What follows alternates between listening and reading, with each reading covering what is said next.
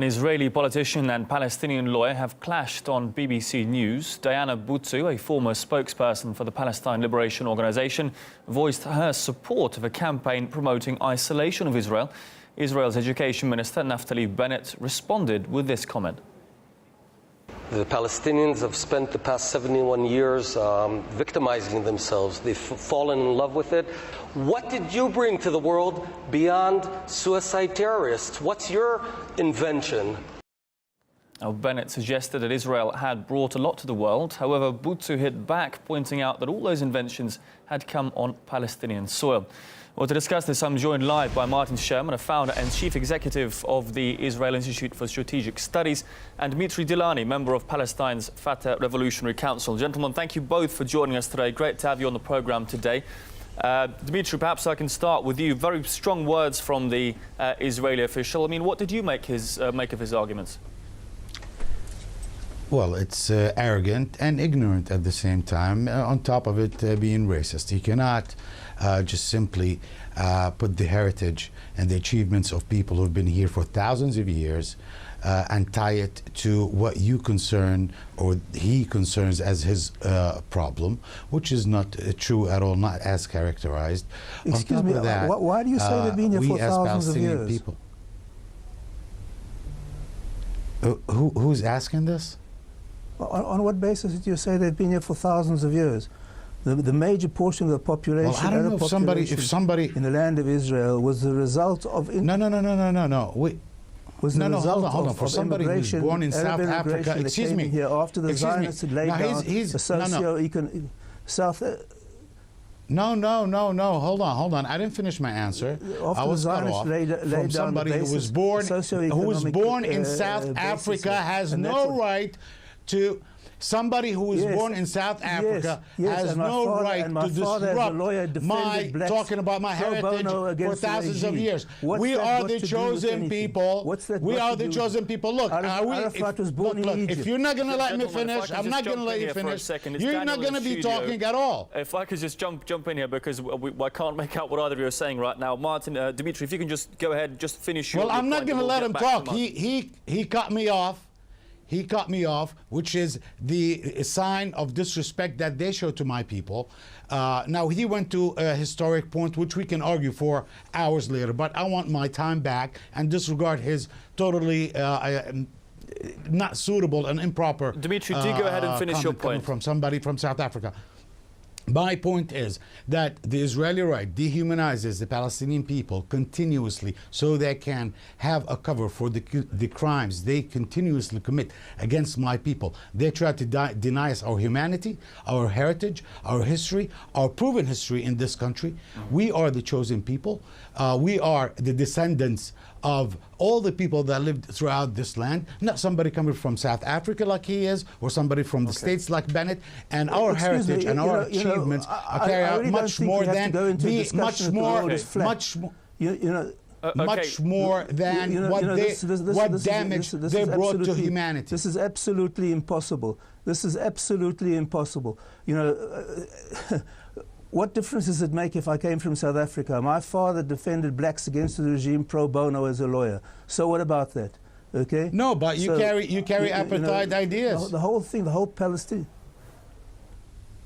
What's got to do with apartheid?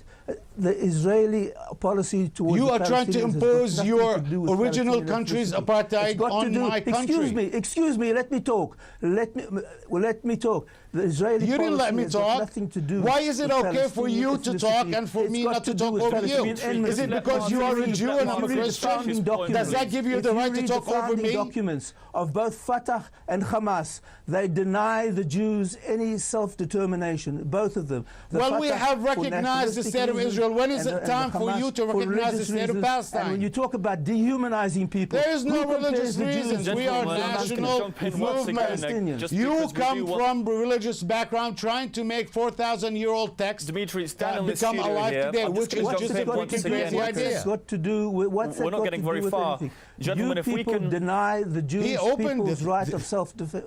Gentlemen, let's just stick to the question here. Martin, if I can just get back to you with the question at hand. I know there's a lot of history here, a lot of emotions on both sides, but let's just stick to the point at hand here, which was the debate on the BBC, specifically to do with the Boycott Israel campaign, which is initially how this whole controversy started. If we can just get back to that, we can talk a bit about history later, perhaps. But, I mean, many consider this as a valid way of disagreeing and showing people's opposition to Israel's policies towards the Palestinians. Many of whom I'm sure will agree are in a violation of international law. Is BDS a valid way of people expressing their concern and their point of view about this conflict which has been going on for many, many years? Well, you know, people say that criticism of Israel is not anti-Semitic. And I agree with that, except when you have the ongoing application of double standards towards the Jewish people, then it does become anti-Semitic. You do not represent the Jewish people, you represent the state of Israel. Are not placed on anyone else. Excuse me. So it's not only really you double do not standards, represent the Jewish people. Standard. World Jewry has nothing to do with your crimes. The Jews are held to standards. The Jews are held to standards that no Don't other speak on behalf of the Jews. Dimitri, you have nothing to do with it. You're an Israeli right-wing national fascist racist person. So don't put that on the backs of the Jews. Of the Jewish people. Israel is the nation state of the Jewish people, and that's what is established. No, Israel is the state of its citizens, supposedly, but it's a racist state. Was the nation state for the Jewish people, and the Arabs tried to annihilate them. Why then? The Arabs tried to annihilate them. Why is it then the majority of Jews are outside the state of Israel? First with conventional military means. When they were defeated, now they've tried terrorism. The Palestinians have a racist founding document. You occupy us. You are the one that comes with a racist background, with a racist package, and you're trying to impose it on my people. It's not going to happen. To try and renounce the state of Israel and the nation state of the Jewish people. That is the only. We recognize the state of Israel. When are you going to recognize the state of Palestine? When are you going to recognize the state of Palestine like the way we recognize the state of Israel? Here. I'm just going to have to jump in a third time again. If I can jump in, please, Martin. Why haven't the Palestinians been managed to... Gentlemen, I'll give you both a chance to speak. I'm just going to say this once and once only. There's obviously a lot of opinion on both sides here, a lot of emotions on both sides.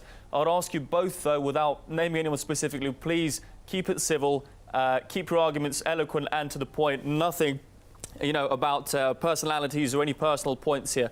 Dimitri, we'll give you a chance to come back to Martin's point. Martin, if you do finish, we'll get back to Dimitri very shortly, gentlemen, because otherwise the viewer can't hear any of your arguments. OK, so Martin, do go ahead. We'll get back to Dimitri in just a few moments.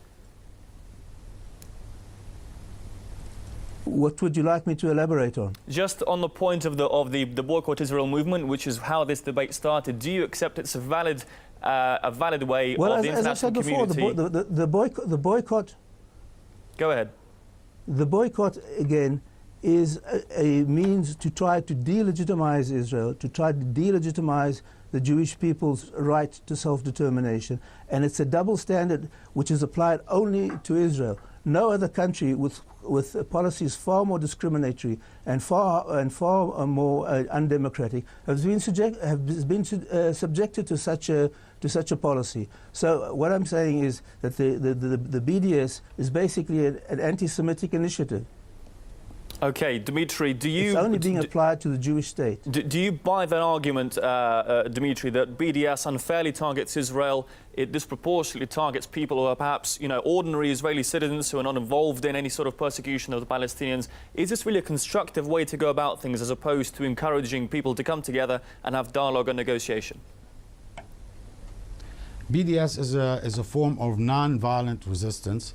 It's a statement against the only lasting colonial occupying power in the world today. They are not the Jewish people. They do not represent the Jewish people. The government is not elected by the Jewish people. They are elected by the people of the state of Israel. Excuse me, so claiming that this is outrageous. they represent the state. Look, so now you're taking advantage like you are used to. You're a settler, so you're used to taking advantage of people's last minute trying to talk. You're taking my right to talk. well, I'm not going to let you have that. Now, the state of Israel has proven day after day that it's committing human rights violations and crimes against the Palestinian people. It is an occupying power. This occupation is time to end. We have recognized the state of Israel. The state of Israel has not recognized the state of Palestine. The racist package that comes with you, with your guest, he is trying to impose his apartheid ideology, which he brought from his home country, South Africa, in 1971 what to this has country. It got to do and with we apartheid? are You trying know, to stop for 2 decades, for 2 decades, Judea and Samaria. What 2 decades? You've been occupying us for 71 years. You have killed thousands of Palestinians. You have displaced 8 million Palestinians living in diaspora today. You are giving my land to people that you think that they are the chosen people. You're trying to make 4,000-year-old texts come alive today. You are just crazy cuckoos. We are running out of time, I'm afraid. You have both had a chance to give your final statements here. I'm afraid we are out of time. Martin Sherman, founder and chief executive of the Israeli Institute for Strategic Studies, Dimitri Delani, member of Palestine's Fatah Revolutionary Council. Thanks both for coming on. Appreciate your time. A lot of emotion and arguments on both sides. We'll be glad to have you on again at some point in the future. Thanks so much.